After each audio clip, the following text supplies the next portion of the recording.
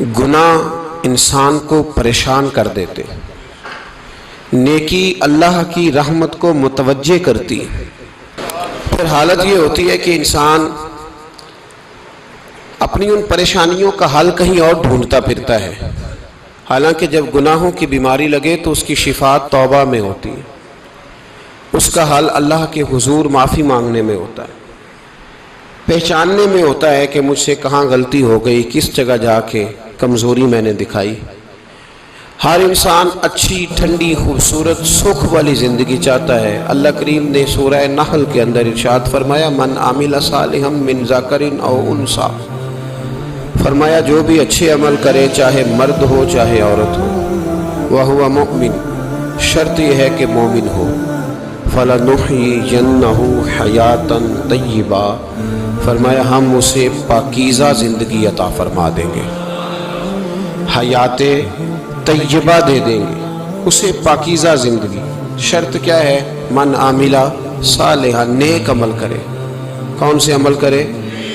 اٹھنا بیٹھنا، کھانا پینا، چلنا سونا جاگنا محتاط ہو اس کا، وہ نیکی کرے۔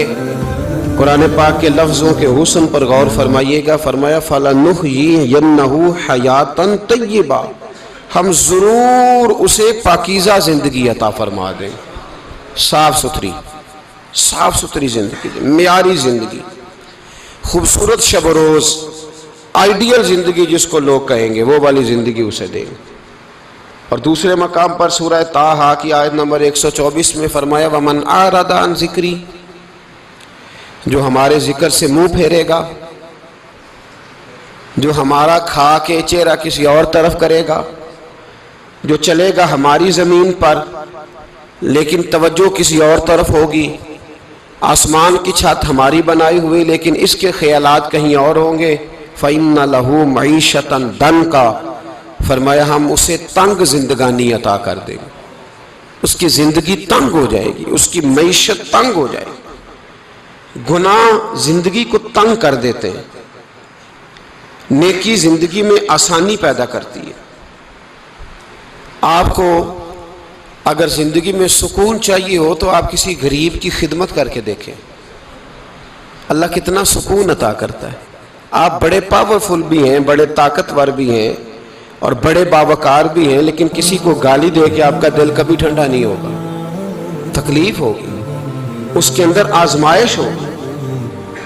ڈاکٹر ریسرچ کرتے ہیں، ڈاکٹر وہ کہتے ہیں گناہ کرنے سے آدمی جسمانی طور پر کمزور ہوتا ہے، لیکن وہی عمل اگر وہ بطور نیکی کرتا ہے تو اللہ اس میں اسے قوت عطا فرماتا ہے، اسی عمل میں اللہ اسے قوت عطا کر دیتا ہے۔ میں صرف اشارہ دے رہا ہوں، اس بات کی تفصیل میں نہیں جانا چاہتا۔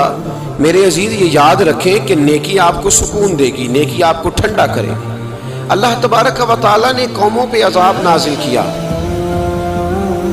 اور قرآن مجید فرقان حمید نے ان قوموں کے تذکرے بیان فرمائے۔ بھائی کس لیے بیان کیے؟ کہ ہم عبرت حاصل کریں، ہم یہ غور کر لیں کہ یہ کام ہم نے نہیں کرنا، اس کام سے ہم نے بچنا ہے، ہم نے غور کرنا ہے کہ یہ چیز ہمارے اندر۔ لوگ کہتے ہیں نہیں جی نہیں، ہم پہ یہ عذاب نہیں آئے گا، بالکل نہیں آئے گا، اس میں شک نہیں۔ پر اللہ نے بیان کس لیے کیا تھا؟ بیان کیا قرآن مجید معاذ اللہ کسی ایسی چیز کا بیان کرتا ہے جس کی ضرورت نہ ہو؟ قرآن پاک نے ایک ایک حرف ایسا بیان کیا جس کی مسلمان کو ضرورت تھی۔ قوم نوح کا ذکر فرمایا قرآن پاک نے، حضرت نوح علیہ السلام کی قوم کو حضرت نوح علیہ السلام نے 1500 سال سمجھایا ہے، کچھ لوگوں نے 950 سال لکھا ہے نا، اعلیٰ حضرت نے لکھا ہے 1500 سال عمر ہوئی حضرت نوح علیہ السلام کی۔ اللہ تعالیٰ بندے کو جلدی سزا نہیں دیتا، بلکہ قرآن مجید میں ایک جگہ رب کریم اس طرح بھی فرماتا ہے کہ جب بندے مجھے بھول جاتے ہیں تو میں ان کے لیے نعمتوں کے دروازے کھول دیتا ہوں۔ بندہ سمجھتا ہے کہ میں کچھ تو ہے نا کہ میرے اندر کہ میں جدھر جاتا ہوں خیر ہی خیر ہو جاتی ہے، وہ سمجھتا ہے کہ میری عقل ہے، حالانکہ اللہ اسے ڈھیل دیتا ہے، اللہ اسے ڈھیل دیتا ہے۔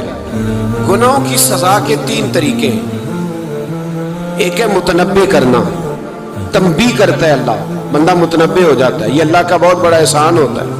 ایک ہوتا ہے مہلت دینا، اور ایک تیسرا ہوتا ہے اللہ خفیہ تدبیر کرتا ہے، تھوڑا تھوڑا سا سمجھیے گا، انسان پر کوئی آزمائش آئی، فوراً اس کی چھٹی اس نے کہا کہ وہ فلاں جگہ غلطی کی تھی تب ایسا ہوا ہے. ہوتا ہے نا کئی دفعہ آواز آتی ہے نا اندر سے، چلیں بول دیں کچھ نہیں ہوتا آپ کو. اللہ جانتا ہے یہاں کوئی کچھ نہیں کہے گا آپ کو، اور ہماری تو ویڈیو بھی نہیں گھومتی، یعنی خبر بھی نہیں ہو کہ کس نے ہاں کر دی کس نے نہ کر دی. آپ بغیر ٹینشن کے بات چیت کریں، آج کچھ نہیں ہوتا ہے انشاءاللہ تعالی. آتی ہے اندر سے آواز. میں آپ سے اس لیے ان چیزوں کی تصدیق کراتا ہوں کہ باقیوں کو بھی آتی ہے کہ نہیں، اس لیے تصدیق. کبھی کوئی کسی جگہ انسان پریشان ہوتا ہے تو محسوس کرتا ہے کہ وہاں مجھ سے ہوتا ہے نا جی، جس کو یہ نصیب ہو جائے بڑا خوش نصیب آدمی ہے. حضرت مولا علی فرماتے ہیں اگر تجھے دنیا میں سزا مل گئی تو بچ گیا ہے، سمجھ پھر اللہ کرم کرے گا، آخرت میں سزا نہیں دے گا. اور یہ یاد رکھ لے، وما اصابکم من مصیبت فبما کسبت ایدیکم ویعفو عن کثیر. اللہ فرماتا ہے دنیا میں تجھے جو بھی تکلیف پہنچتی ہے وہ تیرے ہاتھوں کے کرتوتوں کی وجہ سے پہنچتی. ویعفو عن کثیر، فرمایا کثیر گناہ تو میں ویسے ہی معاف کر دیتا ہوں. یہ جو تیری زندگی میں دکھ ہے نا، یہ بھی میری قلیل سزائیں ہیں. یہ کثیر پر سزا، یہ قلیل ہے قلیل. یہ جو تمہاری زندگی میں تکلیف ہے، انسان کو سزا ملتی. حضرت فضیل بن عیاض رحمۃ اللہ تعالی علیہ گھوڑے پہ بیٹھے تھے، گھوڑا شرارت کرنے لگ گیا، اچھلنے لگ گیا، کودنے لگ گیا. تو حضرت فضیل بن عیاض نیچے اترے، ایک کونے میں جا کے نماز کی نیت باندھ لی، 2 رکعت نماز پڑھی، پھر دیر تک استغفار پڑھتے رہے، روتے رہے، دعا کرتے رہے. واپس آئے، خادم عرض کرنے لگے حضور سمجھ نہیں آئی، گھوڑے نے تھوڑی سی شرارت کی، وہ بدکا ہے، آپ نے اس کو چھوڑا ہے اور چھوڑ کر کے آپ نماز میں لگ گئے. تو حضرت فضیل بن عیاض فرمانے لگے جب بندہ اللہ کی نافرمانی کرتا ہے نا تو جو چیزیں اس کی فرما بردار ہوتی ہیں وہ اس کی نافرمانی کرنے لگ جاتی ہیں. تو مجھے محسوس ہوا تھا کہ میں نے کہیں اللہ کی نافرمانی کی ہے، اس لیے ایسا ہوا ہے کہ میرے گھوڑے نے میری، تو میں توبہ کرنے لگا ہوں. اور اب دیکھتا ہوں بیٹھ کے بھلا کیا ہوتا ہے. میں نے سچی توبہ، حالانکہ مجھے یاد نہیں کہ میں کہاں بولا، پر کھری اور سچی توبہ کی. دوبارہ گھوڑے پہ بیٹھے تو گھوڑا بالکل صحیح ہو کے ساتھ چلنے لگ گیا. میرے بھائی جب یہ تنبیہ ہے اللہ کی طرف سے، یہ متنبہ کیا جاتا ہے کہ تو بعد آ جا. بہت ساری جگہوں پہ انسان کو وقتی طور پر اگر سزا مل جائے، نبی پاک علیہ السلام کی خدمت میں ایک صحابی آئے، بات مضبوط کر دوں، واقعہ سنایا ہے نا تو کچھ لوگ سمجھتے ہیں کہ یہ واقعہ ہے، تو میں ایک حدیث پاک امام بہقی کی لکھی ہوئی عرض کرتا ہوں. نبی پاک علیہ السلام کے ایک صحابی آئے اور ان کا سر پھٹا ہوا تھا، خون بہ رہا تھا. سرکار نے فرمایا کیا ہوا؟ عرض کی حضور ایک عورت جا رہی تھی، میری نظر پڑی، ابھی نظر پڑی ہے کہ میرے آگے ستون آ گیا تو میرے سر پہ لگ گیا.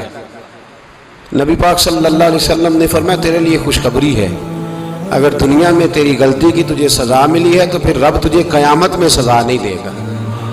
پھر اللہ قیامت میں سزا، بعض گناہ ایسے ہیں جن کی یہاں بھی سزا ملے گی اور وہاں بھی ملے، لیکن میرے بھائی پہلی بات یہ ہے کہ اللہ تعالیٰ اس غلطی کی یہی سزا دے لے. اور دعا فرمائے اللہ تبارک و تعالیٰ یہاں بھی معافی عطا فرمائے، وہاں بھی معافی عطا فرمائے، اللہ درگزر ہی فرمائے.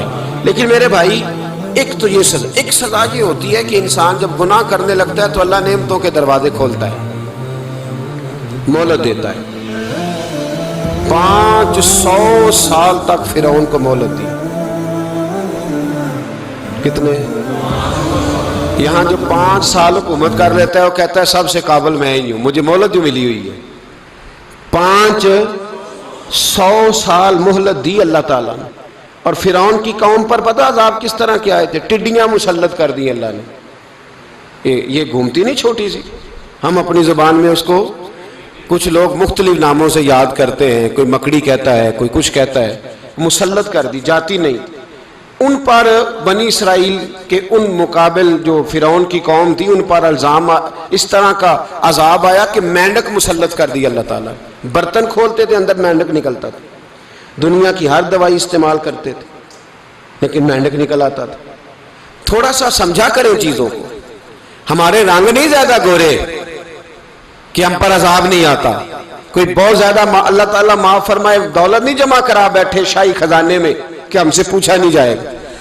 یہ مہلت ہے، مہلت کو مہلت سمجھو. پھر جب پکڑ آتی ہے نا اللہ کریم کی، میں نے دیکھا ہے کروڑوں روپیہ، 6 اولادیں، ایک شخص کے بچے باہر سے آ رہے تھے، وہ بندہ بیمار تھا، مجھے کہنے لگا حضرت جی دعا کریں میں ان کے آنے سے پہلے پہلے مر جاؤں ورنہ آ کے مجھے مار دیں گے، دعا کریں۔ اتنی بے سکونی، کروڑوں روپیہ پڑا ہے تو یہ عذاب نہیں؟ کوئی ضروری ہے کہ پتھر ہی برسیں گے تو سمجھ آئے گی؟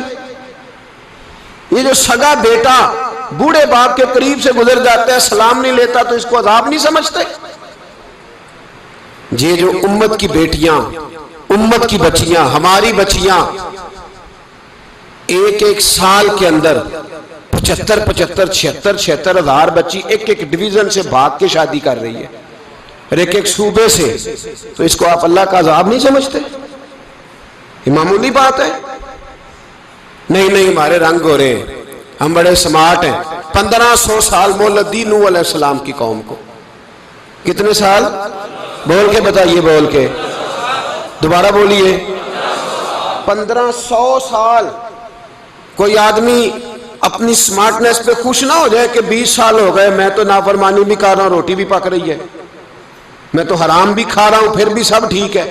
1500 سال مہلت دی۔ پھر حضرت نوح کہنے لگے اللہ میں نے تو بڑا سمجھایا، نہیں باز آتے۔ تو رب کریم نے فرمایا کشتی بناؤ۔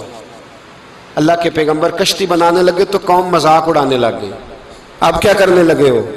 اب کشتی بنانے لگے ہو، خیر تو ہے، قوم مذاق اڑا رہی ہے۔ حضرت نوح علیہ السلام کا، آپ نے کشتی بنائی، پانی کہاں سے نکلا؟ نہ بارشیں ہوئی، نہ سیلاب آئے، ایک تندور تھا، اس کے اندر سے پانی نکلنا شروع ہو گیا۔ کبھی تندور سے بھی پانی نکلا ہے، پر جب نکالنے والا چاہتا ہے تو وہاں سے بھی ایک تندور سے پانی نکلا۔ اتنا نکلا، اتنا نکلا، اتنا نکلا کہ قوم ساری ڈوب گئی۔ قرآن مجید کے صفحات شہادت دیں گے کہ حضرت نوح کی قوم کا بچہ بہ گیا، بچے صرف وہ تھے جو حضرت نوح کے ساتھ ہو گئے، تباہ ہو گئی۔ اللہ بے نیاز ہے، بے نیاز۔ 1500 سال مہلت ملے اور تو پھر بھی کہے رب بڑا کریم ہے، معاف کر دے گا۔ 1500 سال تجھے گنجائش دے اور تو کہے کوئی نہیں، بات معافی ملنی چاہیے ابھی بھی۔ میرے بھائی، حضرت صالح علیہ السلام کی قوم، حضرت صالح نے تبلیغ شروع کی تو کہنے لگے پہلے معجزہ دکھاؤ۔ جی آج تو نہیں نا لوگ معجزے مانگتے، آج بھی لوگ کرامتے اور معجزے، اللہ معاف کرے، جو چیزیں معجزہ تو ہو نہیں نہ سکتا، لیکن آج بھی لوگ، آپ یقین کریں، کہتے ہیں یہ بڑی نمازیں پڑھتا ہے تو پھر بخشا کیوں نہیں گیا، پھر کیوں نہیں منو سلوا کیوں نہیں اترا اس پر، پھر میں بھی اسی طرح ہی ہوں، کیا اس کے اندر خوبی آ گئی؟ مولوی بھی ویسے ہی ہے، صوفی بھی ویسے ہی ہے، لوگ مانگ نہیں رہے، لوگ دلیلیں مانگ نہیں رہے، ابھی بھی لوگ بحث نہیں کرتے، کیا فرق آ گیا جی؟ ویسے ہی ہیں سارے۔ اللہ تعالیٰ سے ڈرنا چاہیے۔ ہمیں سامنے والے کی طرف دیکھ کر صحیح ہونے کا حکم نہیں ہے، ہمیں اپنی اصلاح کا حکم ہے، اپنی طرف دیکھ کے اپنے آپ کو ٹھیک کرنے کا۔ الزام لگا کے گزر جانا، اس کا کوئی مطلب، سنو اور یاد رکھو۔ حضرت صالح علیہ السلام سے کہنے لگے پہلے معجزہ دکھائیں، تو حضرت صالح علیہ السلام نے فرمایا اونٹ کہاں سے پیدا ہوتے ہیں؟ کہا اونٹنی کے بطن سے۔ فرمایا آؤ میں تمہیں پہاڑ کے اندر سے اونٹنی پیدا کر کے دکھاتا ہوں۔ کہاں سے؟ پہاڑ کے اندر سے۔ حضرت نوح ساتھ لے کے گئے تو پہاڑ کے اندر سے اونٹنی نکلی، اور اونٹنی بھی گابن تھی، اس کے پیٹ میں بچہ، اور اونٹنی اتنا دودھ دیتی تھی کہ ساری بستی دودھ پی جاتی تھی، پھر بھی دودھ بچ جایا کرتا تھا۔ لیکن حضرت نوح علیہ السلام نے فرمایا اب تم نے دیکھ تو لیا یہ اسے، یہ جتنا دودھ دے گی روٹی بھی اتنی کھائے گی، ایک دن تم سارے پانی پیو گے، ایک دن یہ سارا پانی پیا کرے گی، ایک دن تم سارے باقی جانوروں کو گھاس کھلاؤ گے، ایک دن یہ اونٹنی، اور اونٹنی کا نام کیا؟ ناقۃ اللہ، اللہ کی اونٹنی۔ کس کی اونٹنی؟ نام کیا ہے؟ اللہ کی، یہ اللہ کی اونٹنی ہے۔ تو حضرت نوح علیہ السلام کی اونٹنی فرمایا اس کی بے ادبی نہ کرنا۔ باز نہیں آئے لوگ، باز نہیں آئے، کہنے لگا جی دودھ دینا تو ٹھیک ہے، پر یہ جو سارا پانی پی جاتی ہے نا یہ صحیح نہیں، یہ جو ساری گھاس کھا جاتی ہے یہ نہیں ٹھیک، دودھ دینا تو ٹھیک ہے پر یہ نہیں صحیح۔ آپ نے فرمایا اسے کچھ نہ کہنا، اللہ کی اونٹنی ہے۔ میں کہا کرتا ہوں ان لوگوں نے ناقۃ اللہ کی بے ادبی کی، حضرت نوح علیہ السلام کی اونٹنی کی ٹانگیں کاٹ دی صالح علیہ السلام کی. اور دیکھو اللہ بڑا بے نیاز ہے، اگر پیدا کرنا جانتا ہے تو حفاظت کرنی نہیں جانتا. لیکن رب کریم نے فرمایا نہ کرنا. انہوں نے ان کے پیر کاٹ دیے، کانوں پہ چھریاں لگائیں. اونٹنی جب مر گئی، اونٹنی اللہ تبارک و تعالیٰ کی وہ اونٹنی جب مر گئی تو حضرت صالح علیہ السلام کی قوم پر رب کریم نے زلزلہ بھیجا. اذا زلزلت الارض زلزالہا، جب زلزلے آئیں گے اور جب ان کا زلزلہ آنا زلزلہ آتا ہے نا، کیا کرتی ہے قوم؟ لا الہ الا اللہ، لا الہ لا الہ الا اللہ، کلمے جاری ہو جاتے. بلکہ ایک دفعہ ایسا بھی ہوا کہ مسجدوں میں اعلان ہونے لگے زلزلہ آ رہا ہے. جو فجر کے لیے نہیں اٹھے زلزلے کے لیے وہ بھی اٹھ گئے. جن کا دعویٰ ہے نا میری سویرے آنکھ نہیں کھلتی، ان کی لگی نہیں کتنے گھنٹے، بعد میں بھی نہیں لگی. ٹی وی پہ اعلان ہوتے رہے کوئی نہیں آ رہا سو جاؤ چپ کر کے، لیکن آنکھ لگی. موت سے تو ڈرتا ہے، اللہ سے ڈرتا ہی نہیں. موت کا خوف ہے رب کا نہیں. زلزلہ آیا ساری قوم تباہ ہو گئی. بتاؤ اگر ناقت اللہ کی گستاخی ہو تو اللہ ناراض ہو جاتا ہے، اور اگر اولیاء اللہ کی ہو، اگر اولیاء اللہ کی ہو تو رب ناراض نہیں ہوتا. شرم نہیں آتی لوگوں کو داتا صاحب کی بے ادبی کرتے، شرم نہیں آتی لوگوں کو غوث اعظم کی گستاخی کرتے، حیا نہیں آتی جنہوں نے دین پھیلایا ان کی بے ادبی. میں درد سے کہتا ہوں، رو کے کہتا ہوں، اور اگر کلیجہ پھٹ سکے تو میں دکھاؤں زخم کتنے. ایک حج کے موقع پر ایک بابا جی، اس سال 4,80,000 روپے کا پرائیویٹ حج تھا، اور بابا جی کی کیفیت کمزور تھی، بیچارے بیمار تھے. اس کے باوجود وہ گئے. بوڑھے آدمی، جاگ کے بیٹھیے، بزرگ، اور کتنی مشکل ہے وہاں منا، مزدلفہ، عرفات، طواف زیارت، کتنا مشکل کام ہے طواف زیارت کرنا، طواف وداع کرنا. کس کٹھن سے حج کیا، بڑھاپے میں پیسے بھی لگائے. اور جب وہ روضہ رسول پہ گئے صلی اللہ، اور انہوں نے جا کے نبی پاک صلی اللہ علیہ وسلم کے روضے کی طرف منہ کر کے درود شریف پڑھا تو ایک ملا نے اٹھ کے کہہ دیا تو تو مشرک ہے. تو میری روح کانپی. میں نے کہا تجھے شرم نہیں آئی، حیا نہیں آئی؟ اس کی عمر دیکھ، کس بڑھاپے میں کہاں سے چلا کہاں آیا. یہ مشرک ہوتا تو کسی مندر میں جاتا، یہ مشرک ہوتا تو کسی گرجے میں جاتا. یہ مشرک نہیں، یہ مومن ہے. اور یہ وہ والا مومن ہے جس کے سینے میں دل جب دھڑکتا ہے تو خالی دھڑکتا نہیں، ساتھ وہ محمد عربی پہ درود و سلام بھی پڑھتا ہے. شرم نہیں آتی لوگوں کو؟ اتنی بڑی گستاخی کرتے. جو روضہ رسول پہ آیا مشرک ہے. میں نے تو ایک مولوی کو صاف صاف کہا تھا، میں نے کہا اگر میں مشرک ہوں تو نکالو، مشرک کا داخلہ تو یہاں ویسے ہی منع ہے. شرم نہیں آتی؟ اپنی زبان کا ایک پاس کرو کچھ. اتنا ظلم، اتنی بڑی فرقہ واریت امت میں، اتنا امت کو تقسیم کرتے ہو، تمہیں شرم نہیں آتی؟ جہاں سے اتحاد کا پیغام دینا چاہیے وہاں سے تم لوگوں کو فرقے کا پیغام دیتے ہو، ایک مقصود فرقے کی تبلیغ کرتے ہو.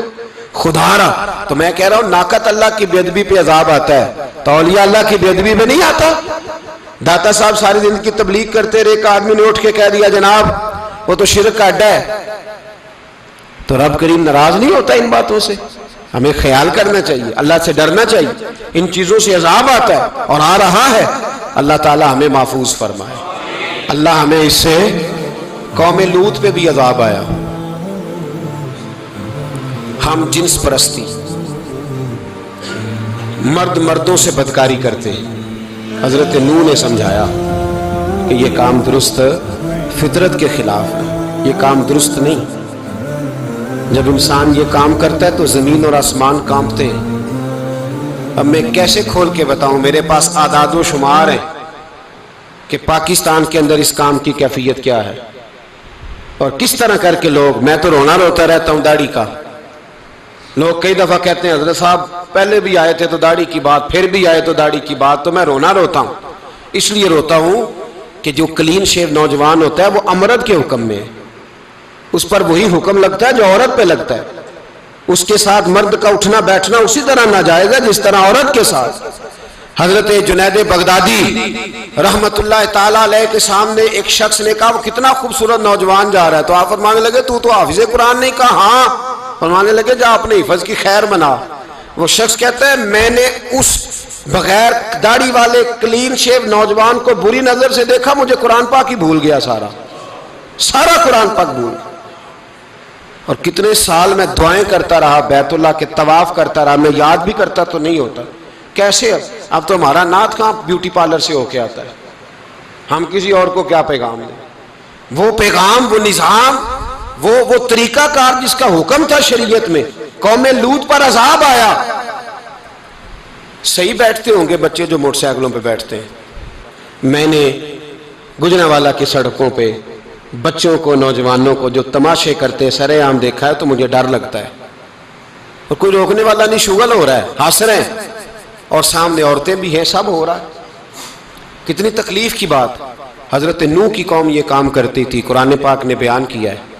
حضرت نوح نے سمجھایا، فرمایا رب کریم نے تمہیں اپنی خواہش پوری کرنے کے لیے جائز طریقہ عطا فرمایا ہے، عورتوں سے نکاح کرو، اور اس نکاح کی برکت سے جو اللہ تمہیں اولاد دے گا اس کو اللہ تبارک و تعالیٰ تمہارے لیے باعث بخشش بھی فرمائے گا۔ لیکن جب قوم نہ مانی تو جو قوم میں لوط کا عمل کرے اس کا علاج قرآن نے بیان فرمایا کہ آسمان سے پتھر برسیں گے، پھر پتھر برسے، اور جن کے بڑے بڑے اچھے دماغ تھے ان کے دماغ چکنا چور کر دیے گئے، تباہ کر دیے گئے، ان کے دماغ زمین پر بچھاڑ دیا گیا۔ اللہ مہلت دیتا ہے، لیکن اس کا مطلب یہ نہیں کہ انسان توبہ ہی نہ کرے۔ حضرت شعیب علیہ السلام کی قوم پر بھی عذاب آیا، اس لیے کہ بددیانتی کرتی تھی، ناپ تول میں کمی کرتی تھی۔ میں نے کہا تھا شب قدر کی رات کہ یہ کوئی تماشا ہے کہ شب رات آئی تو ساری رات روتے رہے، یا اللہ معاف کر دے، یا اللہ معاف کر دے، رو رو کے چیخے مار مار روئے۔ شب قدر آئی تو پھر چیخے ماری، ساری رات روئے۔ تو جس بندے کا پروگرام ہی نہیں سویرے بدلنے کا، دکان پہ بیٹھ کے پھر وہی ناپ تول میں کمی، پھر وہ اللہ تعالیٰ معاف کرے۔ میں ایک مضمون پڑھ رہا تھا تو وہ فوڈ کے اسپیشل لوگ تمہیں لکھا تھا مہربانی کرو ملاوٹ ہی اچھی چیز کی کر لو، مرچ میں کیری تو نہ ملاؤ اینٹوں کی، وہ تو بیمار کرتی ہے، وہ تو خون کی آنتوں کو روک دیتی ہے۔ وہ کہنے لگا، اور وہ کہتا ہے میں تمہیں بتاتا ہوں کون کون سی چیز ملائی جا سکتی ہے، وہ ملا لو۔ خدا را اس قوم پہ رحم کرو، مہربانی۔ ایک دوست ہے ہمارے، میں وزیر آباد میں ان کے گھر بیٹھا تھا تو ایک میڈیکل، میرا کسی شخص پہ اعتراض کرنے کا میں مجموعی بات کرتا ہوں۔ میں ایسے ڈاکٹروں کو جانتا ہوں جو اللہ تعالیٰ فضل کرے سچ مچ کے نیک ہیں، اچھے لوگ۔ تو بچے کا میڈیکل سٹور ہے، تو والد بیمار ہو گیا ہے، تو وہ کہتا ہے ابا جی ڈاکٹر صاحب نے کہا آپ کو ڈرپ لگنی ہے، تو سگے باپ کو ڈرپ لگانے لگا، تو باپ کیا کہتا ہے پتر تیری مہربانی مینوں کوئی اصلی لائی، وہ نہ لائی جڑی لوگاں نو لانا ہے۔ اب وہ پیار سے سنا رہا ہے بات۔ میں نے اسے کہا کہ یہ تو ڈوب مرنے کا مقام ہے نا، ڈوب مرنے کا مقام، کہ جس ملک کے اندر دوائی بھی صحیح نہ بکے، اصلی نہ ملے دوائی بھی، اور پھر وہ قوم کہے کہ ہم نے تو پورے روزے رکھے، ہم نے تو بڑا صدقہ اور خیرات کیا، دوائی بھی اصل نہ ملے۔ جناب شعیب علیہ السلام کی قوم ناپ تول میں کمی کرتی تھی، تو اللہ تبارک و تعالیٰ نے ان پر بتا عذاب کس طرح کا بھیجا، شدید گرمی ہوئی۔ اللہ ہمیں محفوظ فرمائے، سارے آمین کہہ دیا۔ دیکھیں کتنا اچھا موسم کر دیا رب کریم، اللہ ہمیں محفوظ فرمائے، اللہ رحمت فرمائے۔ شدید گرمی کی لہر آئی، باہر اتنی گرمی ہوئی کہ لوگ اپنے گھروں میں گھس گئے۔ جس طرح سورج کی شعائیں گھروں کے اندر داخل ہو جاتی ہے، اس طرح گرمی کی لہر اندر داخل ہوئی، اور جس طرح کسی کو آگ لگ جائے تو وہ آدمی اچھلتا کودتا ہے نا، اس طرح یہ لوگ اچھلنے لگے اور اچھل کود کے مر گئے۔ جرم کیا تھا؟ ناپ تول میں کمی کرتے۔ حضرت داؤد کی قوم بھی تباہ ہوئی، جرم کیا تھا؟ ہفتے والے دن مچھلیاں نہیں پکڑنی تو یہ پکڑتے تھے۔ حکم ہے نا مسلمان کو نماز کے ٹائم کوئی اور کام نہیں کرنا، نماز پڑھنی ہے۔ میرا خیال ہے مسلمان تو فٹافٹ آ جاتے ہیں، سارے ہی پہنچ جاتے ہیں نا مسجدوں میں۔ ہلکا ہلکا بول رہے ہیں آپ، کیوں نہیں پہنچتے؟ اگر حضرت سیدنا، اور پتہ انہیں سزا کیا ملی؟ اللہ نے فرمایا اس ٹائم عبادت کرنی ہے، کام نہیں کرنا، وقت نہیں ہے کام کا۔ انہوں نے مچھلیاں پکڑی، 12,000 لوگ تھے، پتہ ہے مالک نے سزا کیا دی؟ بندر بنا دیا اللہ کریم۔ قرآن مجید کا پہلا سپارہ پڑھے، فَجَعَلْنَاهَا نَكَالًا لِمَا بَيْنَ يَدَيْهَا وَمَا خَلْفَهَا۔ اللہ فرماتے ہیں پچھلوں کے لیے بھی عبرت بنا دیا، بعد والوں کے لیے بھی عبرت، نشان عبرت بنا دیا۔ بندر بن گئے، اور جو ان کے دوست جو بچ گئے تھے ان کے پیر چومتے تھے، روتے تھے، 3 دن بندر بن کے زندہ رہے، پھر اللہ نے سب کو اجتماعی موت دے دی۔ اگر مسلمان سے اللہ کہے کہ نماز کے ٹائم کاروبار نہیں، جمعے کے ٹائم کاروبار، تو مسلمان کہتا ہے نہیں مجھے مہلت ملی ہوئی ہے۔ یہ تو اس وقت پتہ چلتا ہے نا جب بچے ڈیوٹی لگاتے، ہاں عذاب آتا ہے، اس وقت پتہ چلتا ہے۔ میں نے دیکھا یہ منظر، اس وقت پتہ چلتا ہے جب بچے کسی ملازم 6000 کی ڈیوٹی لگاتے، کہتے ہیں ابے کا دھیان رکھنا، ہم دکان پہ بیٹھنے لگے۔ پھر اسے سمجھ آتی ہے اگر میں نماز کے ٹائم مسجد میں ہوتا تو آج میری اولاد میری خدمت پہ ہوتی۔ میں نماز کے ٹائم مسجد نہیں گیا تو بچوں نے 6000 کا ملازم بٹھایا ہے، ابا جی کا خیال رکھ، ایک نرس بلائی ہے تو خیال رکھ۔ کدھر ہوتے ہیں مسلمان نماز کے ٹائم؟ ایک عیسائی نے اعتراض کیا ہے، سنیں، وہ کہتا ہے مجھے لگتا ہے مسلمانوں کے 3 خدا ہیں۔ مسلمان اڑ گیا، کہنے لگا نہیں ہمارا تو ایک ہے، کہا نہیں 3 ہے، معاذ اللہ استغفر اللہ، ہمارا ایک ہے۔ کہنے لگا نہیں میں ثابت کرتا ہوں، ایک تمہارا خدا 5 نمازوں کا ہے، ایک رمضان کا ہے، ایک عید کا ہے۔ لگتا ہے معاذ اللہ عید والا زیادہ تگڑا ہے، تم زیادہ آتے ہو۔ رمضان والا لگتا ہے اس سے کچھ کمزور ہے، تم تھوڑے آتے ہو۔ اور 5 نمازوں والا شاید سب سے کمزور ہے۔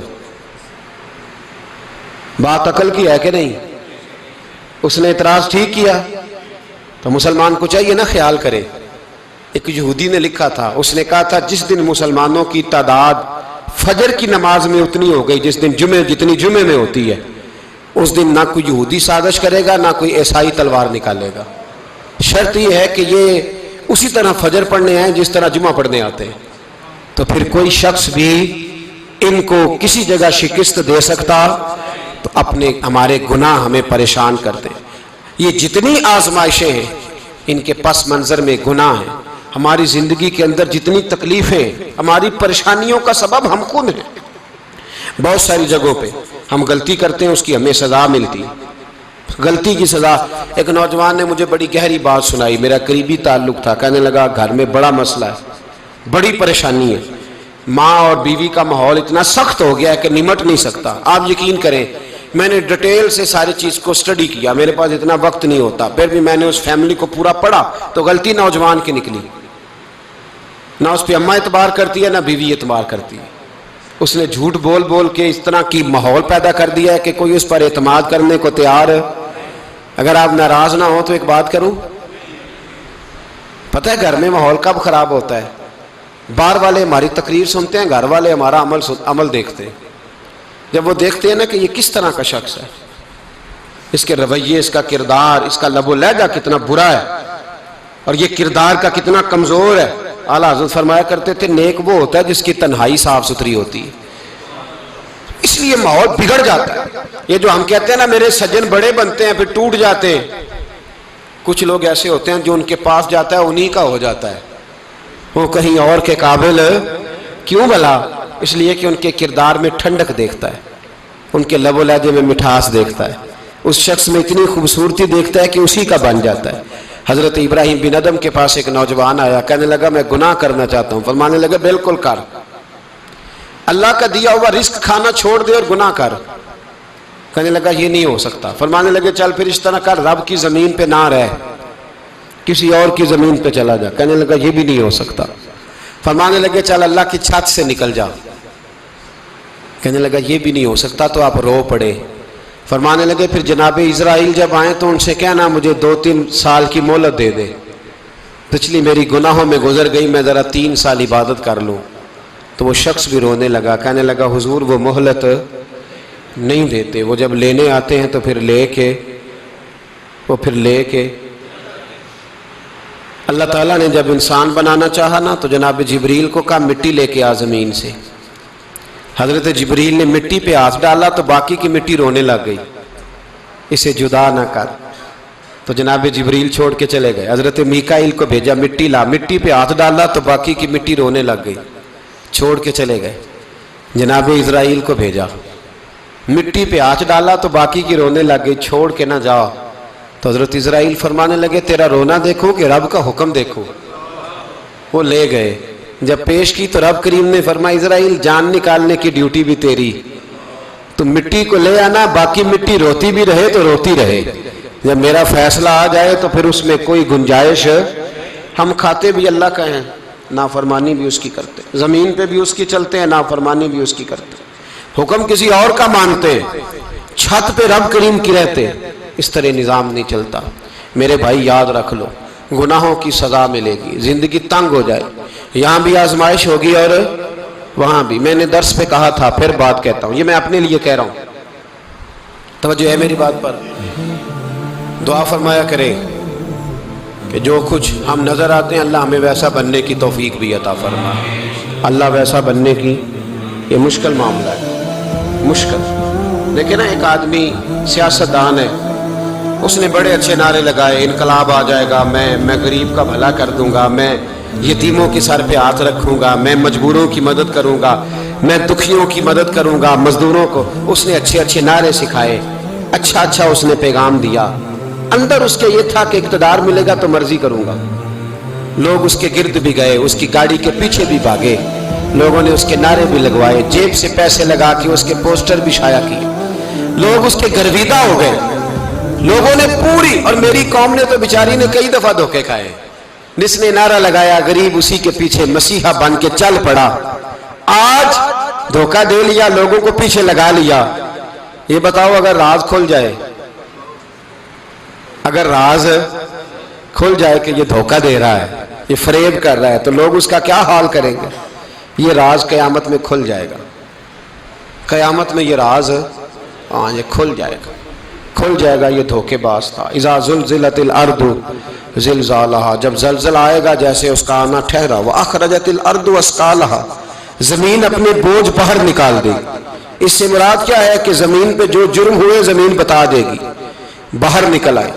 وقال الانسان ما لہا، انسان کہے گا اسے کیا ہوا، یہ تو سب کچھ بتا رہی، بوجھ باہر نکال دے گی۔ ایک آدمی پیر طریقت بن کے بیٹھ گیا، جبہ کبہ پہن کے، بڑی پگڑی باندھ کے بیٹھ گیا، اچھی اچھی نیک باتیں بتانے لگا، لوگ اس کی دست بوسی کرنے لگے، ہاتھ چومنے لگے، پیچھے لگ گئے، خدمت کرنے لگے، جیب سے نذرانہ دینے لگے، اس کے نام پر لوگ اپنی جیب سے لنگر پکانے لگے، خانقاہ کی خدمت ہونے لگی، مہمان اس کے آتے، نوکری کوئی اور کرتا۔ میں نے کہا تھا شاید اپنے لیے کہہ رہا ہوں، ڈیوٹیاں لوگ کرنے لگے، حالات بدلنے لگے، لیکن اس کے اندر تو چور تھا، وہ تو دکاندار تھا، تو یہاں جو اس کے پیچھے لگے تھے وہ تو سچے تھے، انہیں تو اجر ملے گا، لیکن اس کا جب راز کھلے گا تو بڑی رسوائی ہوگی، اس کا جب راز کھلے گا تو بڑی۔ ایک میری طرح کا دیندار تھا، جو چہرے کا تو نیک تھا، اندر پتہ نہیں کیا کچھ تھا۔ ایک طوائف گزر رہی تھی، اس نے اس کو تبلیغ کر دی، کہنے لگا بس کر دے، سیانی بن جا۔ تو کسی دانشور میں لکھا ہے اس نے بڑا سخت جواب دیا، اس عورت نے کہنے لگی بابا میں تو جو ہوں وہ نظر بھی آ رہی ہوں، تو بتا جو تو نظر آتا ہے وہ تو ہے کہ نہیں۔ اس بندے نے چیخ ماری اور بے ہوش ہو کے گر پڑا۔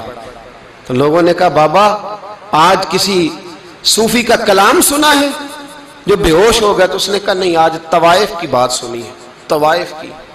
اور وہ عجیب بات کر گئی ہے، وہ کہہ گئی ہے میں تو جو ہوں میں نظر آ رہی ہوں، تو بھی تو بتانا، تو بتانا کہ تو دستار امامت پہنتا ہے،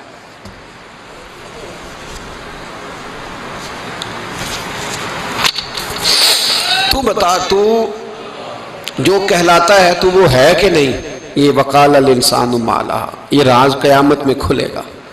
ہم جو کچھ بتا رہے ہیں نا اپنی زبانوں سے، ہمیں اپنے گناہوں کا احساس ہونا چاہیے۔ ایسا نہ ہو کہ جب سزا ملے تو پھر اس طرح کی ملے کہ دوبارہ کسی کو کوئی منہ دکھانے کے قابل نہ رہے۔ میرے بھائی یاد رکھیں اور سمجھیں، گناہ انسان کی زندگی کو تنگ کرتے ہیں۔ میرے نبی پاک علیہ السلام نے فرمایا جب تو جھوٹ بولتا ہے تو تیرے فرشتے کرامن کاتبین سائیڈ پہ ہو کے کھڑے ہو جاتے ہیں، جب تو زنا کرتا ہے تو تیرے اندر سے ایمان نکل جاتا ہے۔ اور نبی پاک علیہ السلام نے فرمایا جب میری قوم میں ناانصافی عام ہو جائے گی تو قتل بھی عام ہو جائے گا۔ اور سن لو لکھ لینا یہ حدیث دل کی تختی پر، نبی پاک علیہ السلام نے فرمایا جب میری قوم میں بے حیائی اور بدکاری عام ہو جائے گی تو 2 سزائیں اللہ دے گا۔ ایک تو جوان موتیں آئیں گی، جوان بچے کچھ بھی نہیں دیکھا چلے گئے، اور دوسری سزا اللہ یہ دے گا کہ ایسی بیماریاں آئیں گی جن کا علاج نہیں ملے گا، ایسے امراض پھوٹ پڑیں گے۔ اگرچہ میں آپ کو ایسی تقریر بھی سنا سکتا تھا جس پہ آپ بہت زیادہ محظوظ ہوتے، پر میں نے اس جمعے میں ایسا موضوع چنا ہے جس کا ہمیں خاص ضرورت ہے۔ بھائی دیکھیں تو صحیح، کہیں ایسا تو نہیں کہ ہم ان عیبوں میں مبتلا ہیں۔ میرے نبی کریم علیہ السلام نے فرمایا جب تم نیکی کا حکم دینا اور برائی سے منع کرنا چھوڑ دو گے، پھر اللہ تم پر ظالم حکمران مسلط کرے گا۔ اور اگلے لفظ اس سے بھی زیادہ سخت ہیں۔ محبوب فرمانے لگے پھر تمہاری نیک لوگ دعائیں بھی کریں گے تو اللہ وقتی طور پر ان کی دعاؤں کو بھی قبول نہیں فرمائے گا، اس لیے کہ تم لوگوں نے نیکی کا حکم دینا اور بھلائی سے روکنا چھوڑ دیا۔ عزیزو یاد رکھو، جب گناہ عام ہوتے تو پھر حالات بدلتے اور لوگوں کو سزا ملتی ہے ان کے گناہوں کی، بلکہ یہاں تک لکھا ہے کہ نیت خراب ہو تو سزا شروع ہو جاتی۔ کیا خراب ہو؟ بولیے گا۔ نیت بھی خراب ہو تو سزا۔ حضرت رومی کہتے ہیں کہ ایک بادشاہ کو پتہ چل گیا کہ ایک آدمی نے بڑا اچھا باغ لگایا ہے، خوبصورت باغ ہے، مالٹے کا، کنوں کا باغ، بڑا پیارا۔ بادشاہ نے کہا ذرا جا کے دیکھتا ہوں۔ بادشاہ سلامت باغ دیکھنے آئے تو اب وہ مزدور آدمی تھا، عام آدمی تھا جس نے باغ لگایا، کسان تھا، اس کو کہا کہ چند کنوں توڑ کے لایا تو بڑے پیارے لگے۔ ایک دو اور لایا، کھائے، بڑے میٹھے، بڑے پیارے، بڑے توانا، بڑا مزہ آیا۔ تو بادشاہ کے دل میں خیال آیا کہ اس پہ قبضہ نہ کر لوں باغ پہ۔ ہمارے ہاں نا کرائے پہ دکان دیتا نا مالک، تو جب کسی غریب کی چل جاتی ہے کہتا ہے تو خالی کر، میں نے خود ڈال لی ہے، چل گئی نا اس کی۔ حالانکہ رزق اپنے اپنے نصیب کا ہے، رزق اپنے اپنے نصیب کا ہے، جس کو اللہ تعالیٰ چاہتا ہے عطا کرتا ہے۔ تو اس کو کہا کہ اور توڑ کے لا، اور دل میں خیال ہے کہ یار اتنا اچھا باغ ہے، قبضہ کر لیتے ہیں۔ ہماری حکومتیں قبضہ کر لیتی ہیں کہ جو چیز اچھی لگ جائے۔ اب وہ کسان دو تین کنوں توڑ کے لایا، اس نے کھائے تو کھٹے نکلے، ترش تھے۔ کہنے لگا تجھے کیا ہو گیا ہے؟ تو بندہ بڑا صاحب دل تھا، کہنے لگا میں تو ٹھیک ہوں، آپ اپنی نیت سے پوچھیں کہیں خراب تو نہیں ہو گئی۔ تو کنوں میں بھی اس کا اثر آ گیا ہے، اپنی نیتیں بگڑ جائیں نا، نیتیں۔ اب ایک بات کہنے لگا ہوں، غور سے سننا۔ جب تک دو بھائی اکٹھے کاروبار کرتے ہیں، نیت ہوتی ہے کہ ہمارا گھر چلے گا، تب تک اللہ برکت دیتا ہے۔ اور جب اپنی اپنی جیبیں سمیٹنے لگ جاتے ہیں نا کہ یہ میرا 5,000 ہے، آج میں گیا تھا اگرائی کرنے، یہ میرا 10,000 ہے، آج میں نے محنت زیادہ کی، جب وہ ٹٹولنے لگتے ہیں پھر اس دکان سے بھی برکت اٹھ جاتی ہے، پھر وہاں سے بھی برکت چلی جاتی ہے۔ فَإِنَّ لَهُ مَعِيشَةً ضَنْكَ، فرمایا جب تو میں منہ پھیر لیتا ہے پھر تیری زندگی اللہ تنگ کر دے، پھر وہاں سے بھی برکت، خوبصورتی، اثر اٹھ جاتا ہے۔ ایک سنار نے گلی میں ایک یتیم چھوٹے سے بچے کو گھومتے دیکھا تو سنار بے اولاد تھا، بچے کو اٹھا کے گھر لے آیا۔ 18 سال اس بچے کی پرورش کی، اس کو پالا پوسا، جوان کیا۔ سنار کے پاس وہ دکان پہ چلا جاتا، وہ کئی دفعہ دکان پہ رہتا، کئی دفعہ گھر میں رہتا۔ ایک دفعہ وہ دکان پہ تھا، بچہ گھر تھا، 18 سال کا جوان، اس کی بیوی اکیلی تھی۔ وہ جس نے ماں بن کے پالا تھا اس نے اسی پہ حملہ کر دیا، اس کا بازو بری نیت سے تھاما، بیوی چیخی۔ تھوڑی دیر گزری تو وہ نوجوان پیروں میں بیٹھ گیا، کہنے لگا اماں پتہ نہیں مجھے کیا ہوا۔ شام کو سنار آیا، بیوی چیخنے لگی، چلانے لگی، کہنے لگی آج عجیب بات ہوئی، جس کو میں نے جگر کا خون دے دے کے پالا اسی نے گندی نظر ڈالی۔ سنار محو حیرت ہے، بیوی کا خیال تھا کہ لٹھ اٹھائے گا، ڈنڈا اٹھائے گا، نوجوان کو مارے گا، لیکن وہ رونے لگ گیا۔ اس نے کہا آج اس نے میرا بازو تھاما ہے، جانے کیا کیا ہے؟ پریشان ہونے لگ گیا، سجدے میں گر گیا، کہا تو بتاتا کیوں نہیں؟ تو وہ سنار کہنے لگا اس کی غلطی نہیں، 18 سال کے بعد آج مجھ پر بھی شیطان سوار ہوا تھا۔ ایک عورت آئی تھی، وہ اپنے بازوؤں میں چوڑیاں پہننا چاہتی تھی تو میں نے بھی گندی نظر سے ہاتھ ڈالا تھا، رب کریم نے مجھے فوراً اس کی سزا دی۔ جن کے گھروں میں بیٹیاں ہوتی ہیں ان کی نظریں گندی نہیں ہوتی، جو بیٹیوں کے باپ ہوتے ہیں، جو بہنوں کے بھائی ہوتے ہیں، ان کی نظریں گندی.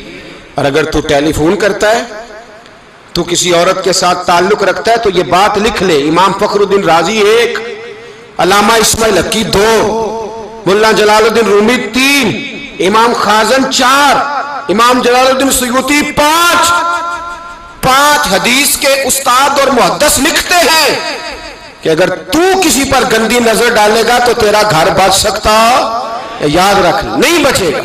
اس لیے کہ تیری نظر کسی کی بیٹی کو بیٹی سمجھ، تاکہ تیری بچی کا پردہ قائم رہے. کسی کی بہن کو، یہ کیا بات ہوئی کہ تو جتنا مرضی گند معاشرے میں پھیلاتا رہے تیرا گھر بچا رہے؟ یہ کیسے ہو سکتا ہے؟ فَإِنَّ لَهُ مَعِيشَةً ضَنْكَ، اللہ فرماتا ہے زندگی تنگ ہو جائے گی تیرے لیے مشکل، تو ڈھونڈتا پھرے گا کہ میں مرنے کو جگہ تلاش کروں. سچی توبہ کرے، کھری توبہ کرے. یہ گناہ انسان کو مجبور کر دیتے ہیں. حضرت عبداللہ بن مبارک رحمت اللہ تعالی علیہ، ان کے سینکڑوں شاگرد تھے. ایک شاگرد کے انتقال کا وقت آیا تو گھر گئے ملنے. آپ کہتے ہیں میں نے زور لگا لیا پر اس کی زبان پر کلمہ جاری نہیں ہوا. میں اسے کہتا کلمہ پڑھ پر اس کی زبان پر جاری. اللہ اکبر، بہت بڑی نعمت ہے. دعا فرمائیں اللہ ایمان کی موت عطا فرمائے، ایمان کی موت دے، اللہ کرے ایمان کی موت دے. ایسے بھی لوگ دیکھے ہیں، مسجد نبوی ہے، رسول اللہ کا شہر ہے، سر سجدے میں ہے، روح پرواز کر گئی. روح پرواز، کتنا نصیبوں والا ہے، کتنا نصیبوں والا ہے کہ مسجد نبی میں سر سجدے میں رکھا ہے، اور اللہ تبارک و تعالیٰ نے محبوب کے قدموں میں موت عطا فرمائی. تو حضرت عبداللہ بن مبارک کہتے ہیں میں نے اس کو کہا کلمہ پڑھ، تو اس کی زبان پہ جاری نہیں ہوتا. میں بار بار کہتا تو وہ منت کرتا، کہتا حضور میں کوشش کرتا ہوں جاری نہیں ہوتا. فرماتے میں پریشان ہو کے اٹھا، ابھی میں دروازے پہ پہنچا تھا، اس نے چیخ ماری اور روح پرواز کر گئی. بچے رونے لگے، بیوی رونے لگی. تو میں نے اس کی بیوی سے کہا کہ یہ جرم کیا کرتا تھا، اتنا بڑا پاپی پہ کلمہ جاری نہیں ہوا. اس کی زوجہ کہنے لگی حضرت جی 2 گناہ تھے اس کے. ایک تو یہ شراب کا عادی تھا، روکتی تھی باز نہیں آتا تھا، اور دوسری بات یہ کہ یہ اپنی اماں کا نافرمان تھا. وہ 2 گلیاں چھوڑ کے رہتی ہے، یہ کبھی ملنے نہیں گیا تھا. اس بوڑھی کا کلیجہ اس کی طرف سے بڑی تکلیف میں تھا. تو حضرت عبداللہ بن مبارک کہنے لگے جا تو بھی دعا کر، اور اس کی ماں کو بھی کہہ دعا کرے کہ یہاں تو یہ کلمہ نہیں اسے نصیب ہوا، اللہ کرے اللہ آخرت کی منزلیں اس کی بہتر فرما دے. میرے بھائی ایسے گناہ، حضرت مالک بن دینار نے توبہ کی انہوں نے. کس طرح؟ فرماتے میں نشے کا عادی تھا، کسی نے مجھے کہا کہ بطور دوائی شراب پی لو تو میں نے پی لی. نشے کا عادی تھا، شراب پیتا تھا. اللہ تعالیٰ نے بڑی منتوں اور کوششوں کے بعد، منتوں کے بعد ایک بیٹی عطا فرمائی. وہ بھی 2.5-3 سال کی ہوئی تو پردہ کر گئی. کہتے میں اس کی قبر پہ بیٹھ کے گھنٹوں روتا. شراب کا عادی تھا. ایک دن سویا تو خواب دیکھتا ہوں کہ میرے پیچھے ایک بڑا سانپ لگ گیا ہے، اور سانپ جب منہ کھولتا ہے تو انگارہ نکلتا ہے. میں پھر دعا کرتا ہوں اللہ ہمیں معاف فرمائے، اللہ ہم سے درگزر. میں کچھ قبرستانوں میں جاتا ہوں تو میں سانپ بچھو پھرتے ہوئے دیکھتا ہوں، تو ڈر آتا ہے کہ ہم یہاں آنے والے ہیں. یہ لوگ کہہ رہے ہیں کہ تمہاری تیاری ہے، کسی وقت بھی اعلان ہو جائے گا کہ چلو بھائی چلو فلاں صاحب کا جنازہ ہے، اٹھو. لوگ کہتے ہیں جلدی کرو، اور ایک کونے میں ایک شخص یہ بھی کہتا ہے کہ دیگ بھی رکھ لو، مہمان بڑے جمع ہو گئے. اور ایک کونے میں لوگ یہ بھی کہتے ہیں کہ برف ٹھنڈی لے آؤ، لوگوں نے پانی بھی پینا. پہلے اعلان ہوتا ہے کہ فلاں فوت ہو گیا، پھر اعلان ہوتا ہے جنازے کا ٹائم ہو گیا، پھر اعلان ہوتا ہے جنازہ اٹھایا جائے گا، اور پھر بات ختم ہو جاتی ہے. پھر کل من علیہ فان، پھر کوئی نہیں پوچھنے آتا. ختم ہو گیا، قصہ ہی ختم ہو گیا. ان لوگوں کی کہانی مٹ گئی، ختم ہو گئے. بڑے بڑے قد کلا، کوئی پوچھنے والا نہیں. موت کا راج ہے موت کا راج. موت راج کرتی ہے بس، اور کسی کا راج نہیں. وہ راج کرتی ہے، جدھر جاتی ہے اسی کا راج ہے، راج کر رہی ہے. تو حضرت مالک بن دینار کہتے ہیں قبرستان میں میں نے دیکھا، میں خواب دیکھتا ہوں بڑا اژدہا، اس کے منہ کے اندر آگ میرا پیچھا کر رہا ہے. کہتے میں خواب دیکھ رہا ہوں. میں دوڑا، لیکن وہ اژدہا جب میں دوڑا تو میرے آگے آ کے کھڑا ہو گیا. میں مشرق کو دوڑا تو وہاں بھی آ گیا، مغرب کو دوڑا تو وہاں بھی آ گیا۔ جناب مالک بن دینار کہتے ہیں ایک بوڑھا شخص کمزور مجھے بچانے آیا، پر اس اژدہا نے پھونک ماری تو وہ بوڑھا آدمی دور جا گرا۔ کہتے میں چیختا تھا، چلاتا تھا، ایک پہاڑی پہ میں بھاگا گیا تو وہاں مجھے میری بیٹی ملی، مجھے فوت ہو گئی۔ وہ اس اژدہے کے آگے اس نے یوں ہاتھ کیا تو اژدہا پیچھے بھاگ گیا۔ میں نے بیٹی کو گود میں اٹھایا، میں نے کہا بیٹی یہ کون تھا؟ کہنے لگی ابا یہ تیرا برا عمل تھا، یہ تیرا برا عمل تھا، یہ تجھے کھا جاتا اگر میں نہ ہوتی۔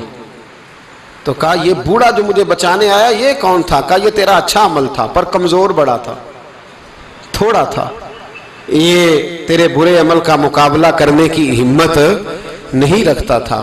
حضرت مالک بن دینار کہتے ہیں میری بیٹی نے خواب میں میری داڑھی پکڑ لی اور کہنے لگی ابا میں چاہتی ہوں تو صحیح ہو جا، ایسا نہ ہو کہ پھر تیرے پیچھے یہ اژدہا لگ جائے۔ حضرت مالک بن دینار کہتے ہیں جب میں سو کے اٹھا تو میری داڑھی آنسوؤں سے بھری ہوئی تھی، پھر اس کے بعد میں نے توبہ کی، اس طرح کی توبہ کی کہ پھر میں نے کوشش کی کہ دوبارہ میں اپنے رب کی نافرمانی نہ کروں۔ حضرت عبداللہ ابن عباس فرماتے تھے جو دنیا میں ہنس ہنس کے گناہ کرتے ہیں نا،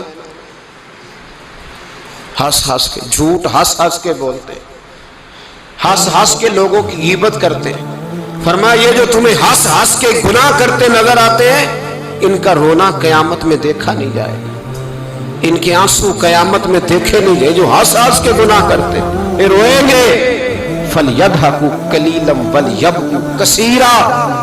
اللہ فرماتا ہے زیادہ رویا کرو، کم ہنسا کرو۔ نبی پاک علیہ السلام روتے تو صحابہ کہتے حضور آپ اتنا کیوں روتے ہیں؟ تو محبوب فرماتے جو میں جانتا ہوں وہ تم نہیں جانتے۔ بھائیو قبروں میں اکیلے جانا ہے، کبھی غور کرنا، اکیلے کوئی بندہ ساتھ حساب دینے نہیں جائے۔ اماں بڑا پیار کرتی ہے لیکن قبر میں کبھی کوئی ماں بھی ساتھ دفن نہیں ہوتی، اپنا اپنا حساب دینا مشکل وقت ہے، حساب کر لینا چاہیے، تیاری کر کے رکھنی چاہیے۔ گناہ اگر یہاں ہماری زندگی کو تنگ کریں گے تو وہاں بھی ہمارے لیے مشکلات پیدا کریں۔ نبی کریم علیہ السلام نے فرمایا ہے کہ اللہ بڑا مہربان ہے، اللہ بڑا کریم ہے، اللہ بڑا ستار ہے، اور یاد رکھو جب کوئی اس کی ریٹ کو چیلنج کرے، جب کوئی اس کے قانون کو توڑے، جب کوئی اللہ کی اعلانیہ نافرمانی کرے، پھر رب کریم کی غیرت کو، اس کے عدل کو جوش آتا ہے، توبہ کرے سچی، مسجد کی حاضری دیں پابندی کے ساتھ۔ میری آپ سے ہمیشہ یہ گزارش رہتی ہے کہ مسجد کی حاضری پابندی سے دیں۔ میں اپیل کرتا ہوں داڑھی رکھ لیں، یہ میرے نبی کا طریقہ ہے صلی اللہ تعالی علیہ۔ واپس آ جائیں، ہماری بقا نہ ہمارے دین میں ہے، کوئی نہیں ہمیں رکھے گا، کوئی نہیں رکھے گا، کوئی نہیں۔ میرا ایک دوست رات بتا رہا تھا کہ سعودی عرب میں ایک شخص نے 30 سال محنت کی، تو جب وہ مرا ہے وہیں اس کے گھر میں فون کیا تو اس کے گھر والوں نے کہا جناب آپ کو مشکل ہوگی ڈیڈ باڈی بھیجنے میں، وہیں دفن کر دیں، ہاں اگر اس کا کوئی پیسہ ہے تو وہ ذرا اکاؤنٹ میں بھیج دیں، بچیوں کو ضرورت ہے۔ او بھائی تو اکیلا جائے گا، تیرے لیے مشکل ہو جائے۔ اپنے بھی ساتھ یقین کریں، بچے دعائیں کرانے آتے ہیں، کہتے ہیں حضرت جی دعا کریں اللہ اماں کی سختی معاف کر دے۔ اس کا مطلب کیا ہے کہ اماں اب جائے، اب ہمارا نمبر آئے۔